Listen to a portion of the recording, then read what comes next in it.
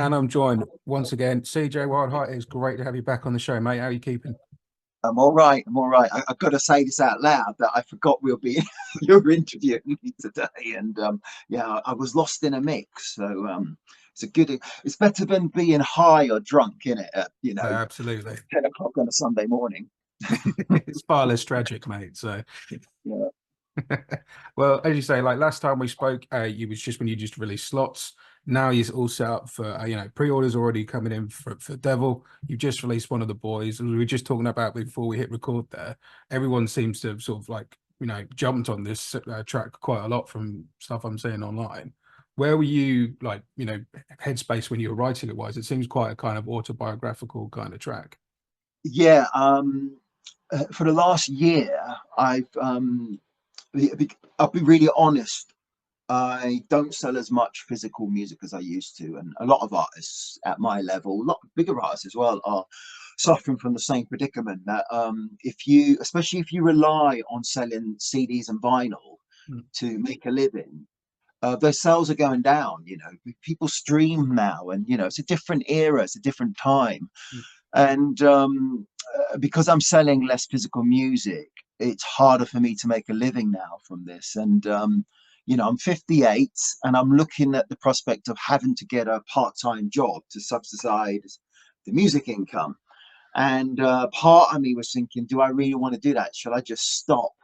Yeah. So one of the boys is about an older musician looking back on his life, admitting he's made mistakes, and kind of thinking, right, I could be coming to the end of my musical journey here. And basically, when the curtain falls, I'm just one of the boys. And it's that's what that's where it came from. It was intentionally and maybe to be my very last single off my very last album. But I don't know. It's really hard to pull the wool on a 40 odd year long career.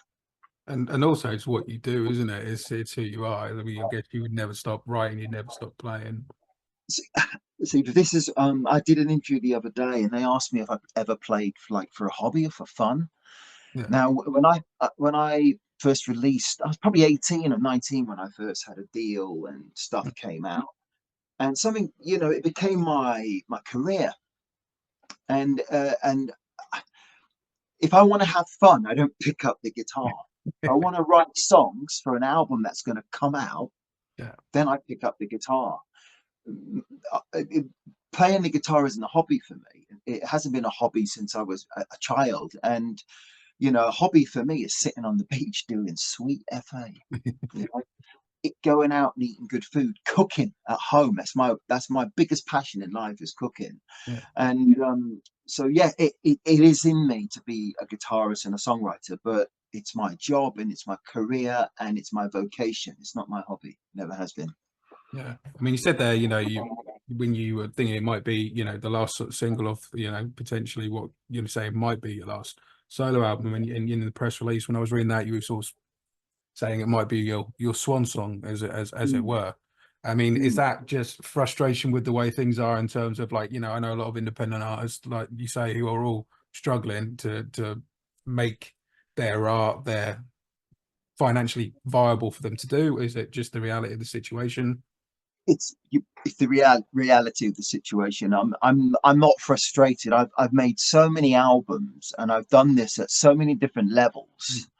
And what does frustrate me is that I'm really struggling to get shows now, and I understand why. Because at my level, a promoter is going to book a band that's going to pull people in. So your tribute acts and stuff like that, they're keeping this level afloat, and I'm thankful for that. But I'm not a tribute act. I'm an original artist, and I need to play like a Thursday, Friday, and Saturday. They're going to put on the tribute act because they're going to pull bums in, and they like that nostalgia thing, and they like seeing something familiar. But I'm not a musical actor. I don't play a role. I play myself, CJ Wildheart. I can't get up on stage, play on my knees, put a top hat on and a black wig and be Slash. Yeah.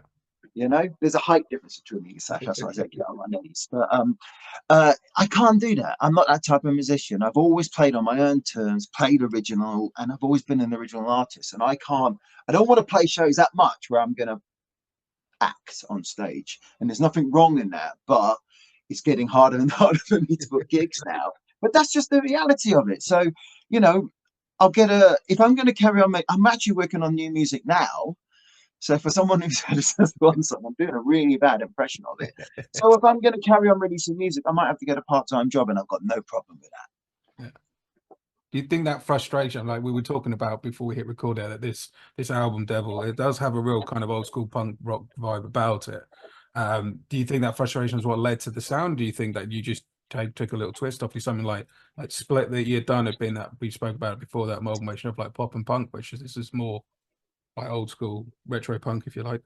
Yeah, I mean, part of the you know, I've always had more punk in me than rock, and it's really odd when like Craig, my drummer, he's known me the least amount. Craig and Dino, they've known me, Craig 4 years, Dino a couple of years, and when they're touring with me, they spend time with me, and the first thing anyone who spends a lot of time in my company will, the first thing is like, you're very hyperactive, you're really hyperactive, and you just don't stop, and you just say what you want to say, and you can go up to someone and call them a cunt and they'll buy you a drink because of the way you say it. And there's definitely something wrong with me. People pick up on it, and it's what's driven me and what keeps me working. And I'm almost 60, but I can outrun, out jump, out fuck, out drink, even though I don't drink, most people of my age. And that drive pushes me forward. But I have to. Punk is, it sings to me, and Craig noticed when we're driving. I was driving on the last tour and when we're playing music, when I'm playing my music, he says, "You never play rock, do you?" And I went, "No, I haven't. I don't really listen to rock. I haven't listened to rock since the 90s." And they were amazed that I've never heard Tool. I never heard Tool. And even more amazed that I've never heard a Black Sabbath album or a Led Zeppelin album.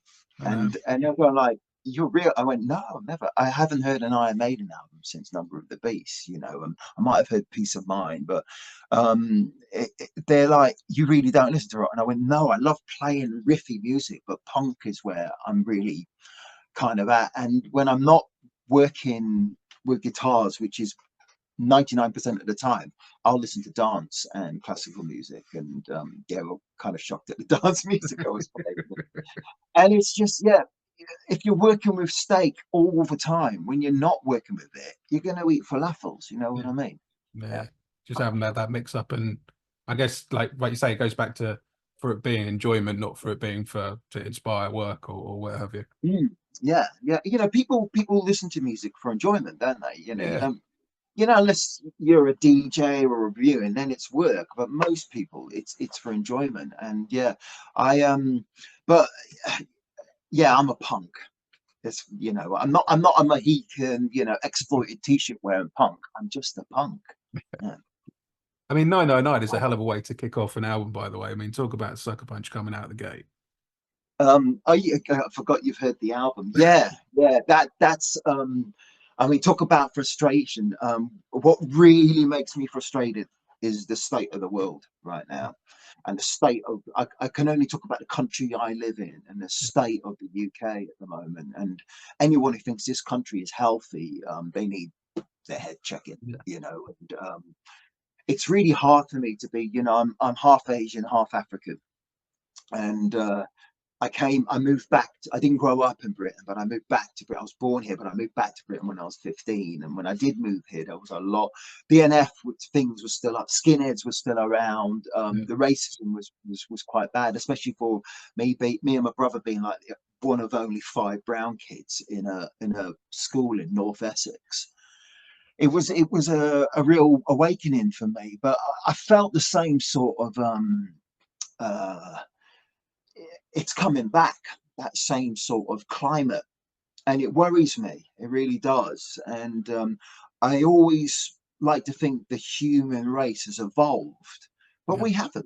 We haven't evolved. If someone could press the button tomorrow, they could get away with it, and that's how far we've evolved as a species. And I think it's shameful, personally.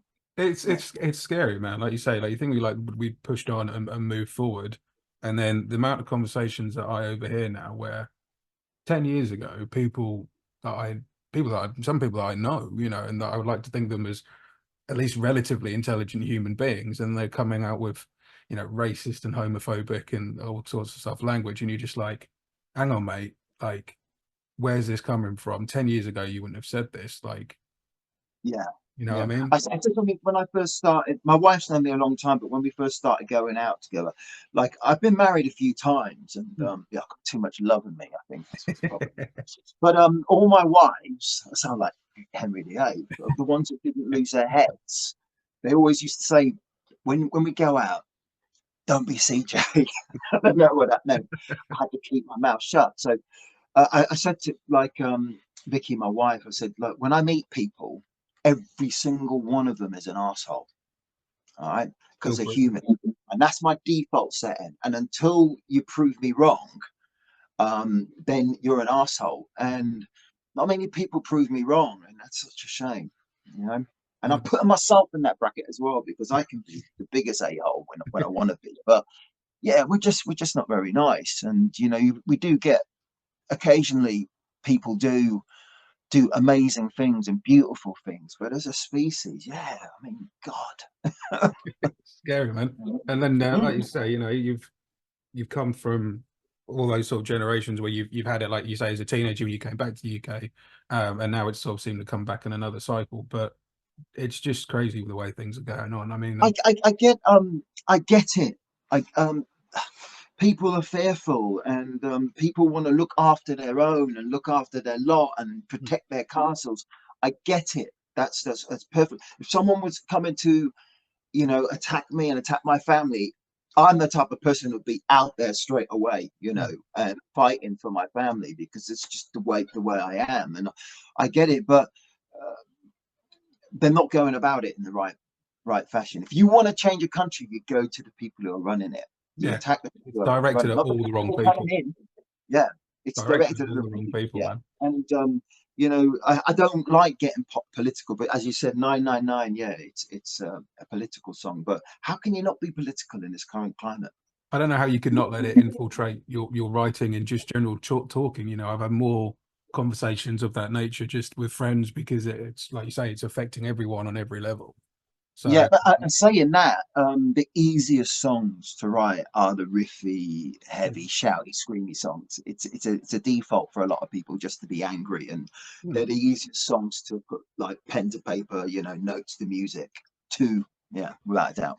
You think that was easy for you as well because, like you say, you were already frustrated with like like you're saying, this potentially being Swan Song, trying to make money and keeping your career going. Because so you already had that frustration there, but then there was this other element of frustration that you could kind of focus on while you were. Yeah, I mean, it drives you, especially with high energy music.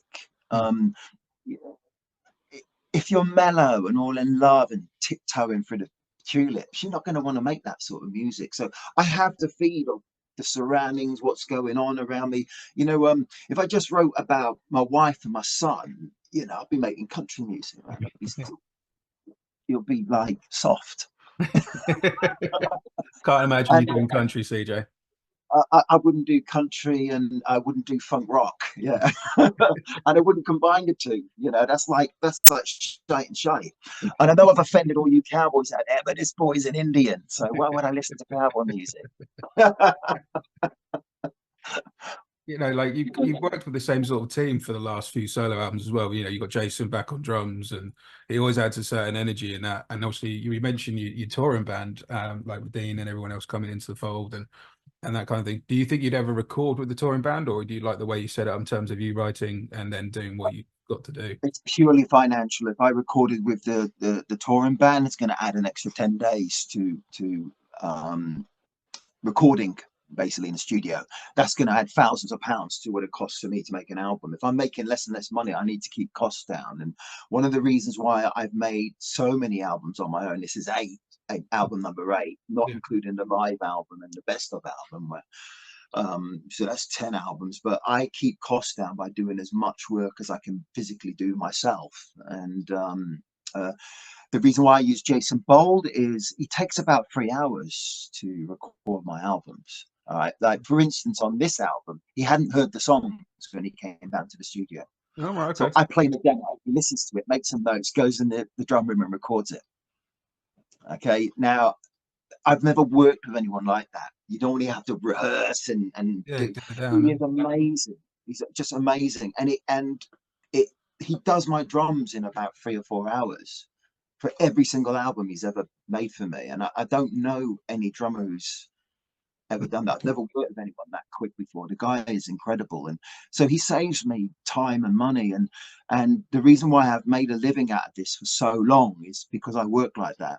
I try and do as much as I physically. I package up all my albums and T-shirts. I do my hot sauce, package it up, send that all out. I just basically try and do as much as I can to save money, and that's how I live. Yeah. Were there any songs on this album when you were recording it that really kind of shifted gear in terms of from demo to, Jason coming in, making notes or whatever, and then They all do. I mean, if you listen to the demos, there's always a step up. My demos are very complete, and 90%, between 80 and 90% of what I record on demos ends up on the album. And then we'll change a few vocal performances, and then obviously the live drums go in, and then I'll add a few more guitars and stuff. But the demos are very, very complete, and you know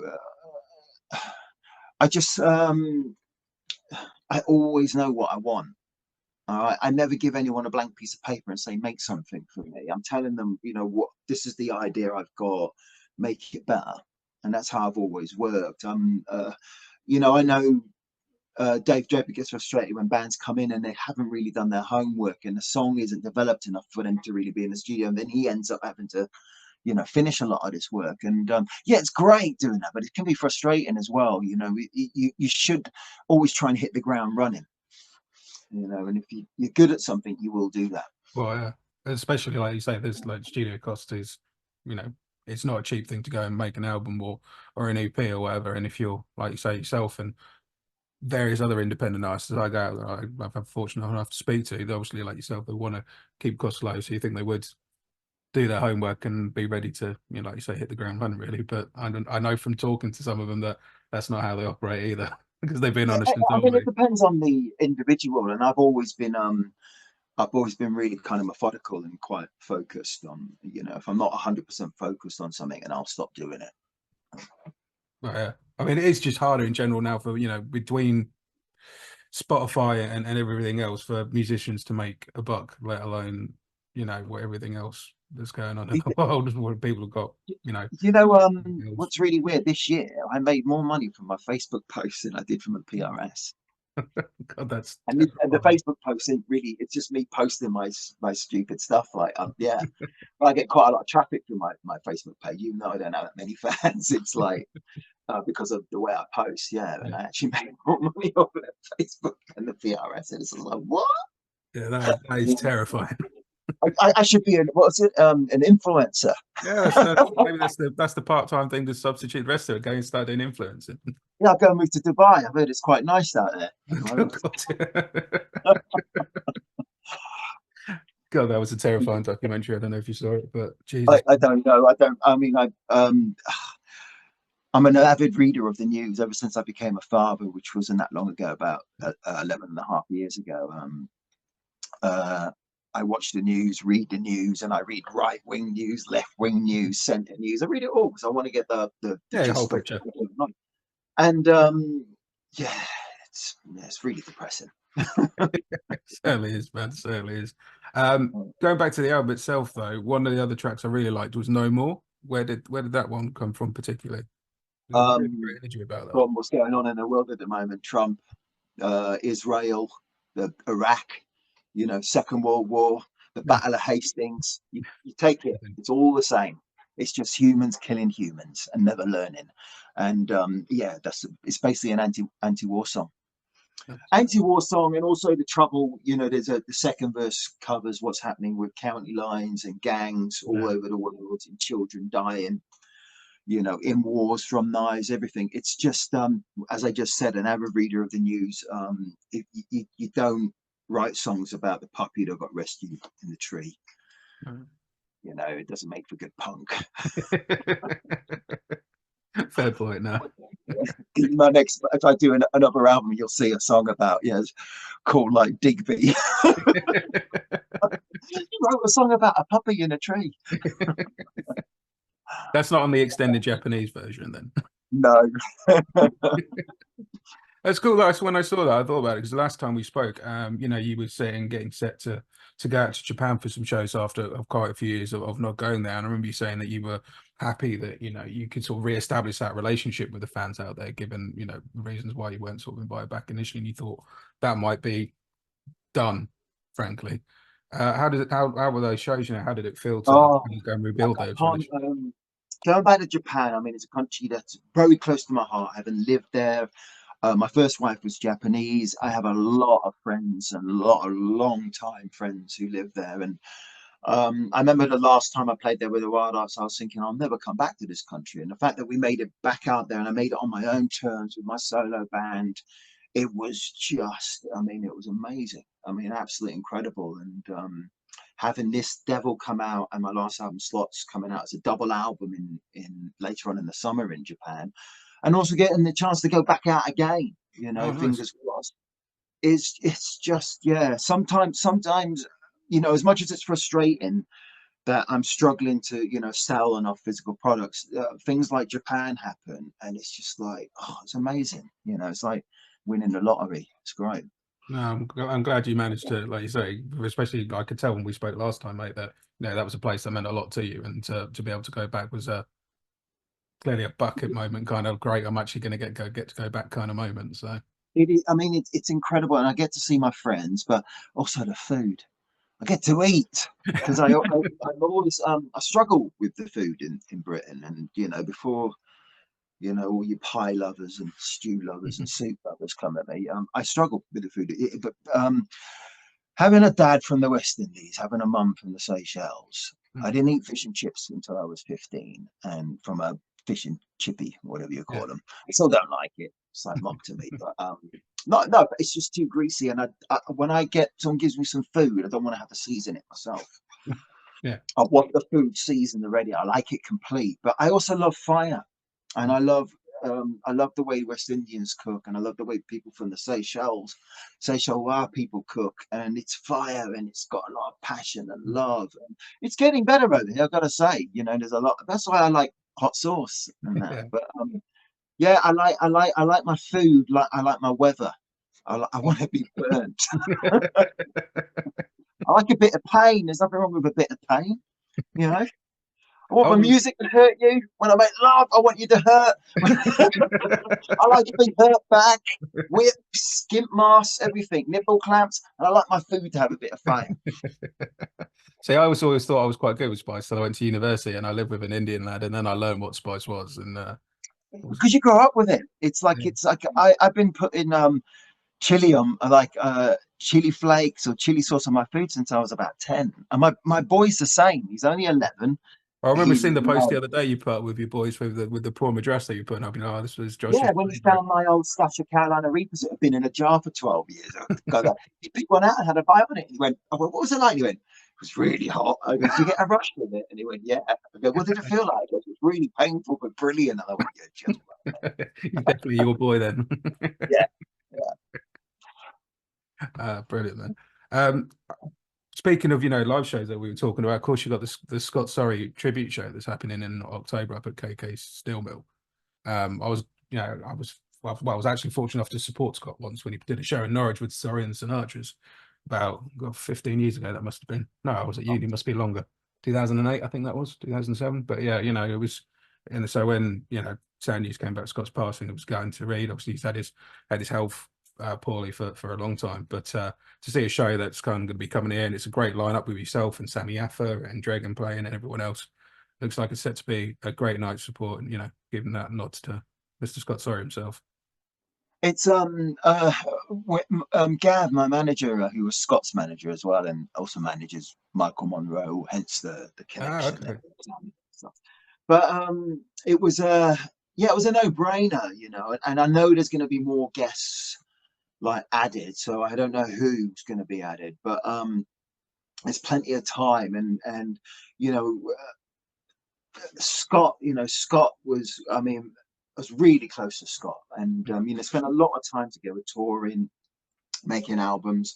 I was just, I was lucky that I could get out there and say goodbye to him properly in person Yeah, as well, and that meant a lot. But it's, I think it's really poignant with of course with Ginger's recent yeah, diagnosis, and him, being quite open about it. It just shows you how precious life is and how short it can be as well. And but one thing is really important, that is when people do pass, is to yeah, celebrate. So, some people don't deserve celebration, but Scott, he deserves a celebration. He was a massive part of the Wildhearts, and the only bass player to fill Danny's shoes as well. Classic Danny back in the day was yeah. a monster, and Scott filled those and some. Oh, yeah, And some, absolutely. yeah. I mean, like we spoke about before, I saw you when you toured with Scott, a couple of years back when you did shows with Richie as well, and then Scott, and you could see on that tour that obviously he's a man who's been through a lot, with his health wise and everything, and he was still had that piss and vinegar about him, still had that life about him, and was absolutely out there for the good time. I mean, even when I went over to see him, I mean, he couldn't walk. He was blind down one side, paralyzed down one side, and it was obvious that he didn't have long left. He still had, his brain was still switched on, man, and it's good. And we took the piss and joked and laughed. Like me, one of his favorite shows was South Park, so his humor is very Yeah, South Park-esque, just like me. And it was just great to see him. But I just remember walking away from him, and he was in his back garden, and I just said, "I'll see you around, Scott." And I knew it would be the last thing I ever would say to him. And our eyes connected, and we knew yeah. the last time I ever see him. But I'm glad I got that chance. It was really important. Yeah, that's nice that you got that chance, man. Like you say, some people either don't get it, or relationships are too fractured or whatever for that to Yeah, happen, which, sometimes it just doesn't happen. So I'm glad you got that. And sometimes it's like you say, it's a financial thing as well, especially with him being in the States. So it's nice that you had that opportunity to go spend that time with him. Because Richie was with you as well, wasn't he? Did I see that right in the post? he went over like 6 weeks before. Oh, was it? Okay. Yeah, because I had to do a tour. I can't. It might have been the. I had to do something, and then I said I can't come over with you. I'll go over on my own, like afterwards. Yeah. So Yeah. yeah, I mean there was a some footage of me and Scott meeting, Mm. and but he had deteriorated since the video of Richie and Scott Yeah. meeting. I felt it wasn't right or appropriate to post Ah, fair play. that footage, and especially because it would have been the last time I would have seen him as well. It's you got to keep some things private. Yeah, absolutely. You don't have to chuck everything up online. You put up the moments you want to share, and keep the moments you Yeah, want private. yeah, definitely. Like you're saying about like Ginger there, when you put the post up about Ginger, I thought that was a good honest account. Most people would, or it's a lot of people I've seen before, when you've read a status when someone's been diagnosed, and you thought, well, your relationship wasn't perfect. Why have you portrayed that? But you were honest in your post and said, this I has been what it has I been. have to be honest. Yeah, Me and Ginger have always had a volatile relationship, but we started a band together.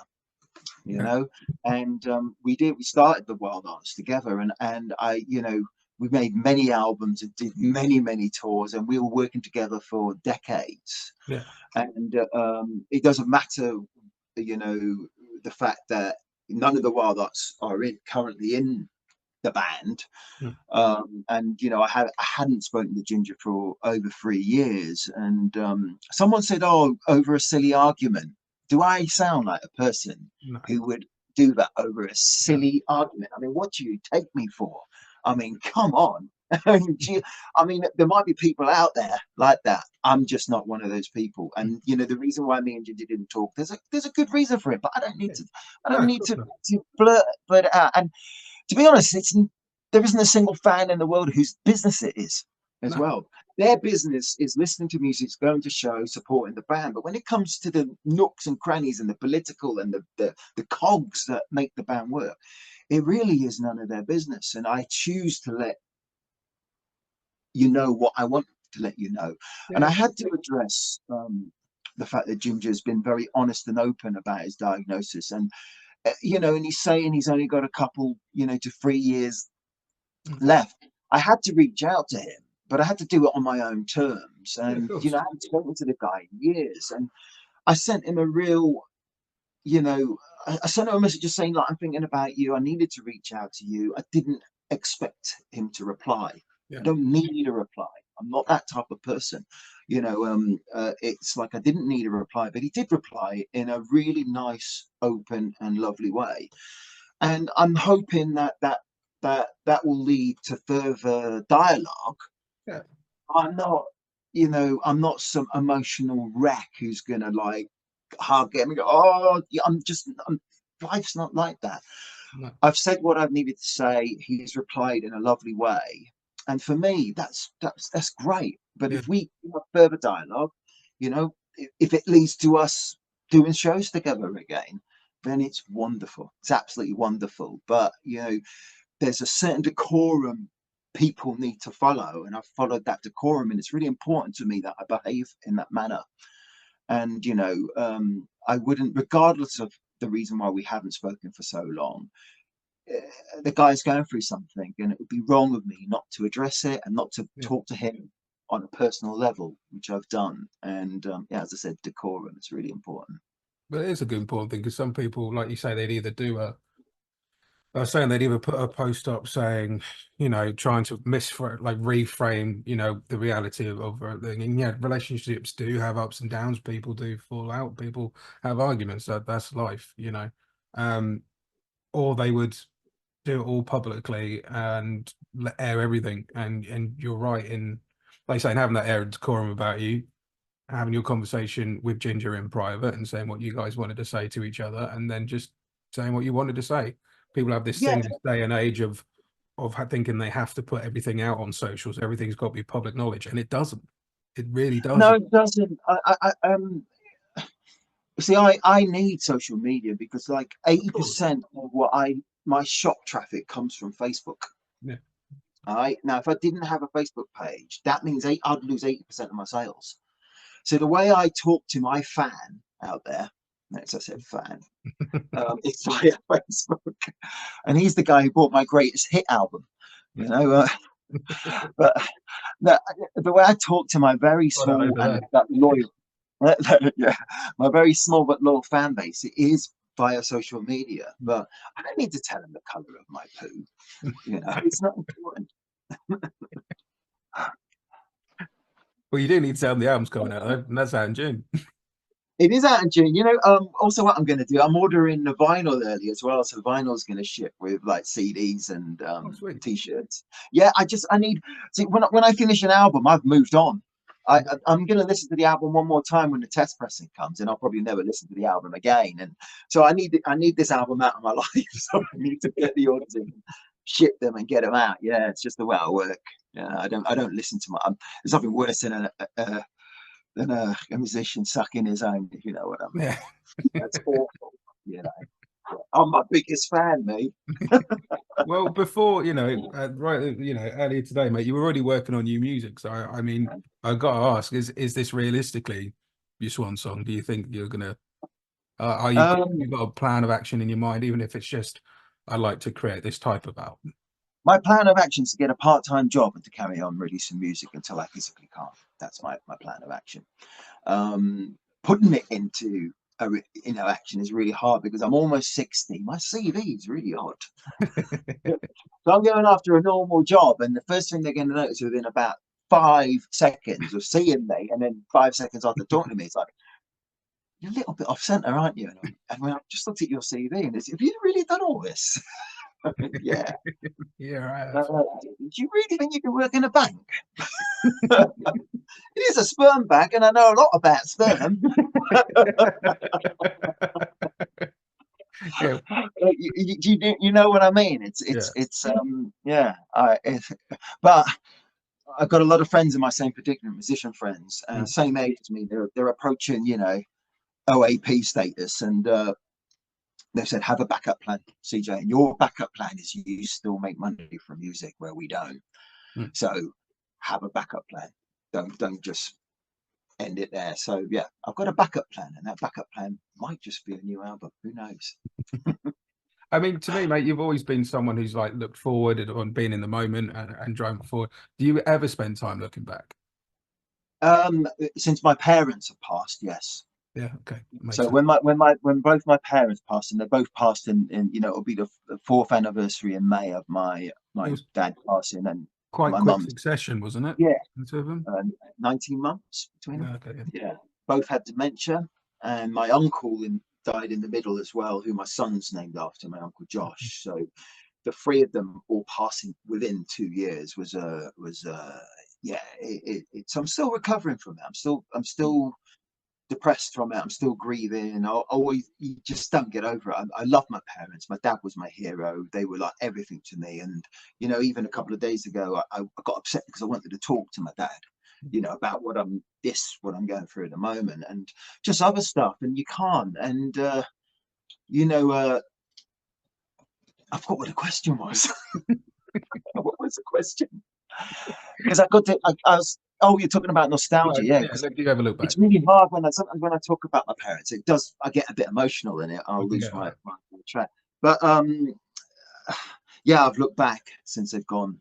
And I was talking to my wife last night, and she was talking about how my wife is like loves older music. Honestly, she's like she doesn't live in like the present, and she's watched the Billy Joel like documentary, which is on Now TV, Yeah, like for the last 3 nights. She's watched it 3 times. She loves Billy Joel. She loves everything from the 70s and the 80s.